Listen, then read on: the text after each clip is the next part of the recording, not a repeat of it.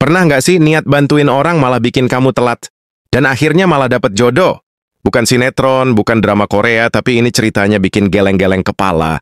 Ada seorang TKI yang lagi semangat mau interview kerja di sebuah perusahaan besar. Tapi di jalan, dia nemu mobil mogok. Bannya bocor. Karena baik hati, dia bantuin dong ganti ban. Gara-gara itu, dia jadi telat dan gagal interview. Tapi tunggu dulu. Wanita yang dia tolong itu ternyata adalah pemilik perusahaan tempat dia mau kerja. Dan endingnya, bukannya diterima kerja, dia malah jadi suaminya. Dari calon karyawan langsung naik level jadi calon keluarga bos. Keren nggak tuh? Sebelum kita lanjut, jangan lupa. Like kalau kamu juga percaya kebaikan, pasti balik lagi. Subscribe biar kamu nggak ketinggalan cerita unik dan seru kayak gini. Dan komen ya, kamu nonton dari kota mana, biar kita tahu sejauh mana cerita ini nyampe. Kalau kamu suka cerita yang ada lucunya, ada manis-manisnya, langsung cari posisi ternyaman, siapin cemilan favorit kamu. Yuk, kita mulai ceritanya.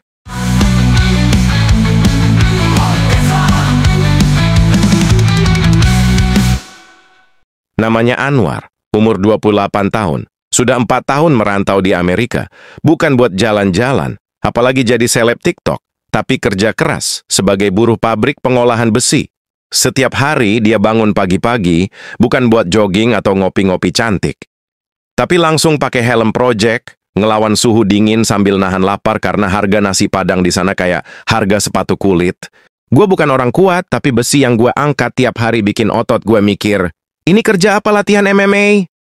Begitu katanya sambil bangga ngaca di sendok makan, tapi seperti kisah drama yang sering kebanyakan episode, hidup Anwar nggak terus mulus. Perusahaan tempat dia kerja tiba-tiba bangkrut. Katanya karena manajemen salah ambil proyek, ada juga yang bilang bosnya lari bawa duit. Tapi Anwar sih cuma nyimpulin satu hal. Besi kuat, tapi nasib kadang rapuh. Udah sebulan ini dia nganggur, di Amerika. Mungkin kalau nganggur di kampung halaman masih bisa numpang makan di warung emak. Tapi ini Amerika, bos. Satu porsi nasi ayam bisa bikin dia ngitung ulang sisa tabungan sambil mikir, gue makan hari ini, besok minum aja nggak usah kunyah. Tabungan makin tipis. Bahkan untuk beli sabun aja, Anwar sempat mikir, kalau gue mandi hujan aja bisa hemat $2, tapi dia nggak mau nyerah.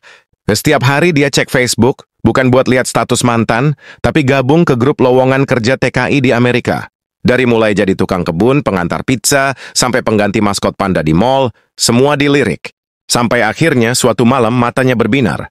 Di tengah deretan lowongan yang absurd, dia lihat satu postingan. Dicari staf gudang untuk perusahaan besar di daerah sini. Gaji stabil, fasilitas lengkap. Kirim CV segera. Anwar langsung semangat. Dia poles lagi CV-nya, foto formalnya pun diambil di dapur sambil latar belakangnya ditutup pakai spray. Bismillah, semoga ini bukan cuma lowongan, tapi jalan terang menuju karir dan mungkin jodoh. Tapi Anwar belum tahu bahwa jalan menuju perusahaan itu bakal melewati satu kejadian yang nggak pernah dia duga sebelumnya. Bukan tentang kerja, tapi tentang ban bocor, perempuan misterius, dan cinta yang datang dari pinggir jalan. Pagi itu, Anwar bangun dengan semangat setengah ngantuk.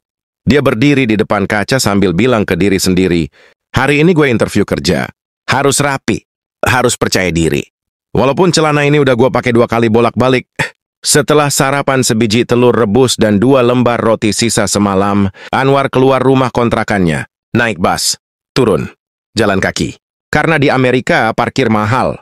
Jadi meskipun dia sempat minjem mobil temen, dia pilih naik kendaraan umum dulu lalu jalan kaki ke kantor. Di tengah jalan, Anwar ngelihat ada mobil mewah berhenti di pinggir jalan. Kap mesinnya kebuka, dan di sampingnya berdiri seorang wanita muda, gaya elegan, tapi wajahnya panik kayak orang lagi ngejar diskon flash sale. Ternyata, ban mobilnya bocor. Wanita itu celingak-celinguk. Beberapa orang lewat, tapi semua pura-pura sibuk. Ada yang pura-pura main HP, ada juga yang pura-pura buta warna, nggak lihat ban itemnya kempes. Anwar berhenti. Sebentar dia ragu, tapi suara hatinya lebih keras. Nolong orang itu nggak butuh gaji, paling butuh tenaga dan niat. Dia samperin, maaf miss, butuh bantuan?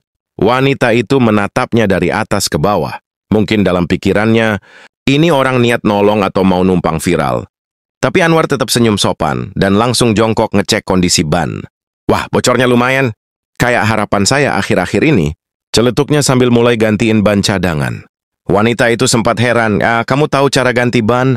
Anwar menjawab santai, saya sih nggak bisa ganti hati seseorang. Tapi kalau ban insya Allah bisa. Dalam waktu 15 menit, ban mobil beres. Tangan Anwar belepotan oli tapi senyumnya bersih banget.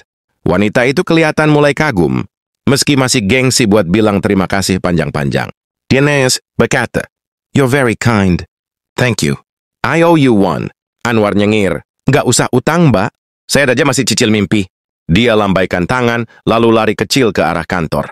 Jam di HP-nya menunjukkan dia cuman punya waktu beberapa menit sebelum interview dimulai. Anwar nggak tahu siapa wanita itu, dan dia juga nggak tahu bahwa wanita itu ternyata bukan orang sembarangan. Bukan cuma punya mobil mewah, tapi juga punya sesuatu yang bisa mengubah hidup Anwar selamanya. Kantor yang ditujunya. Dengan napas yang masih ngos-ngosan karena habis lari sprint jarak menengah, Anwar akhirnya sampai di kantor perusahaan tempat interview.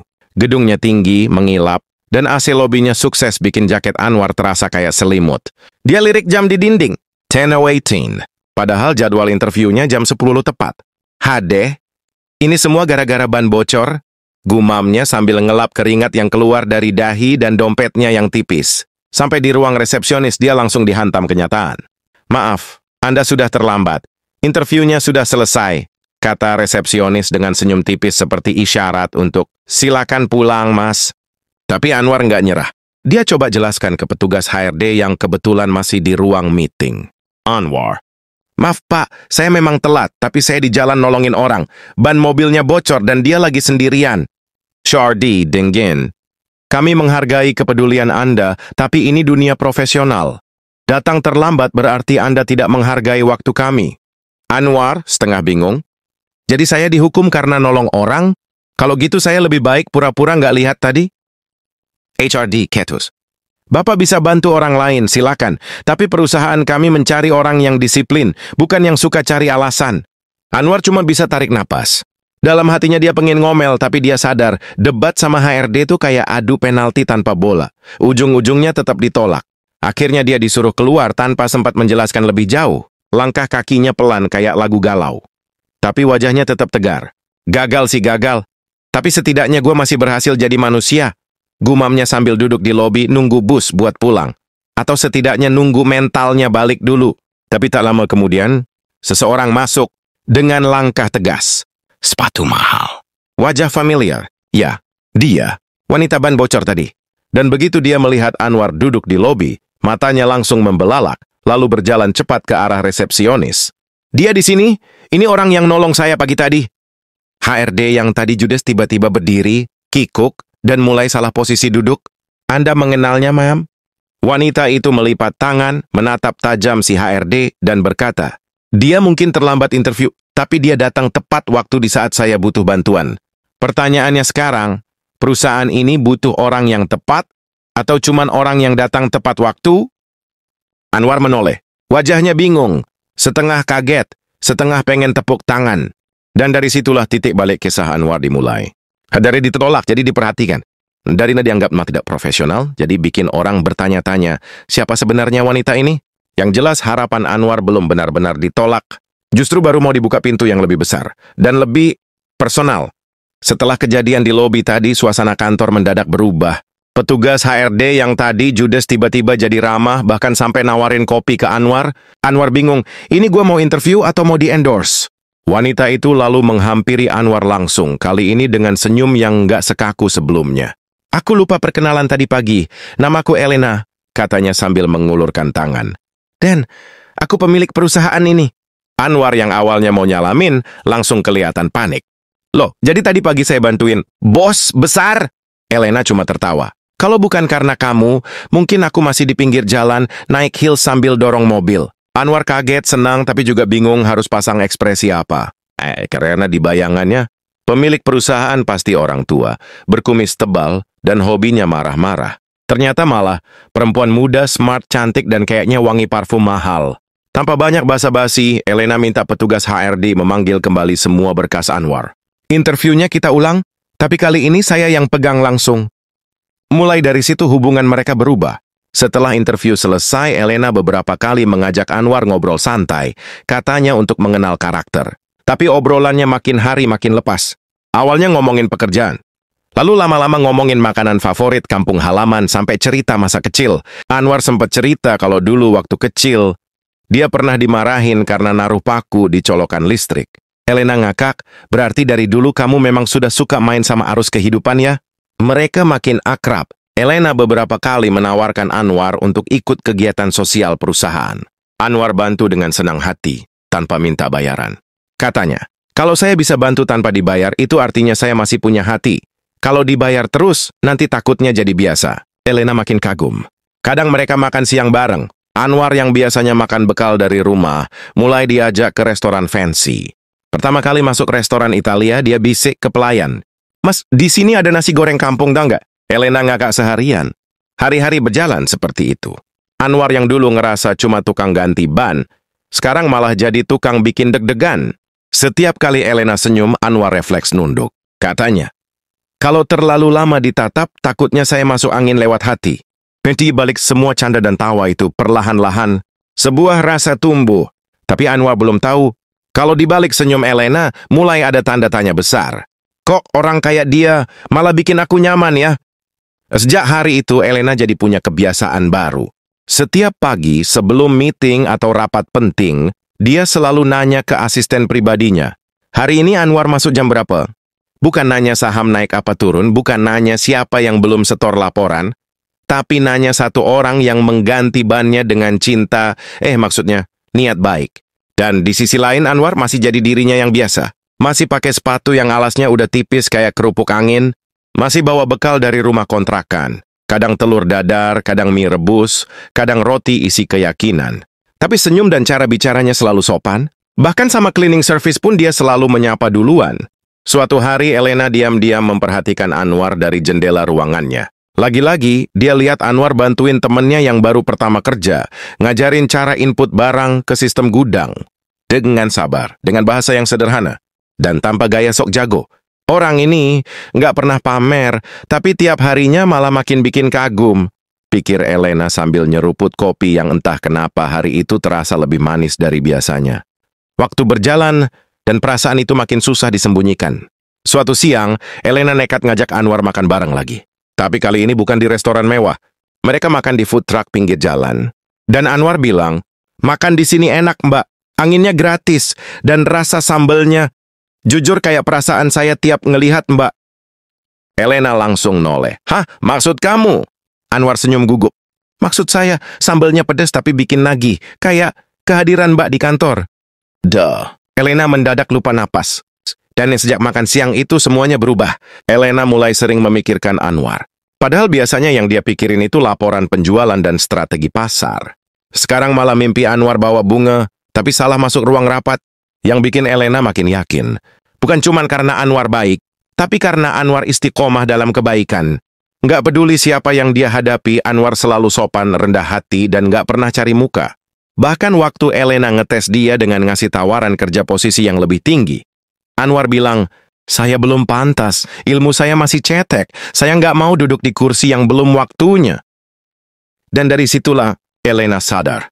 Cinta bukan soal seberapa tinggi gaji atau seberapa keren CV, tapi tentang seseorang yang bisa bikin kamu merasa jadi versi terbaik dari dirimu. Hari itu cuaca cerah, matahari bersinar lembut, seolah paham, ada cinta besar yang siap diresmikan. Di sebuah taman kecil di pinggiran kota, dengan dekorasi sederhana tapi elegan, Anwar berdiri di bawah pohon maple, mengenakan jas abu-abu pinjaman dari temannya. Sementara itu, Elena datang dengan gaun putih sederhana, tanpa mahkota, tanpa pesta glamour, tapi senyumnya lebih terang dari semua lampu chandelier. Semua orang yang hadir tahu ini bukan pernikahan biasa. Ini pernikahan antara Anwar, mantan TKI pencari kerja, dan Elena, pemilik perusahaan yang dulunya nyaris ke kantor pakai ban bocor. Anwar sempat bisik ke sahabatnya sebelum akad. Bro, ini beneran ya? Gue nikah sama bos? Temennya jawab, bukan cuma nikah sama bos. Lo resmi jadi direksi rumah tangga. Waktu ijab kabul dimulai, tangan Anwar agak gemetar. Bukan karena takut, tapi karena masih nenggak nyangka. Niat bantuin orang di pinggir jalan, ujung-ujungnya malah duduk di pelaminan. Dan setelah sah, semua orang tepuk tangan. Termasuk HRD yang dulu ngusir Anwar waktu interview. Dia datang dengan kemeja biru dan wajah malu-malu kayak abis ketahuan nyontek. Mas Anwar, maaf ya dulu saya usir. Saya pikir Anda telat. Ternyata Anda paling cepat sampai ke hati Bu Elena. Semua orang tertawa. Setelah pesta kecil itu selesai, Anwar dan Elena duduk di bangku taman menikmati angin sore. Elena berkata pelan, "Aku dulu cari pegawai tapi ternyata malah ketemu pasangan hidup." Anwar senyum sambil bilang, "Aku dulu cari kerja, tapi ternyata dapat pekerjaan seumur hidup. Jadi imam buat kamu." Cinta mereka lahir bukan dari kemewahan, bukan dari status sosial, tapi dari ketulusan, akhlak, dan keberanian untuk jadi baik meski nggak dilihat siapa-siapa. Dan kisah ini jadi bukti. Kadang kegagalan yang paling menyakitkan bisa jadi pintu menuju kebahagiaan yang paling nggak disangka. Nah, sobat viewer, gimana? Dari gagal interview sampai ke pelaminan. Coba komen di bawah, kalau kamu jadi Elena, apa kamu juga bakal nikahin Anwar? Atau mungkin kamu pernah ngalamin kisah unik soal jodoh? Jangan lupa, tulis di kolom komentar kamu nonton dari kota mana. Like kalau kamu percaya kebaikan pasti ada balasannya. Subscribe biar nggak ketinggalan cerita-cerita yang bikin ketawa, tapi juga nyentuh hati. Dan yang lagi jomblo, tenang, jodoh bisa datang dari mana aja, bahkan dari ban bocor.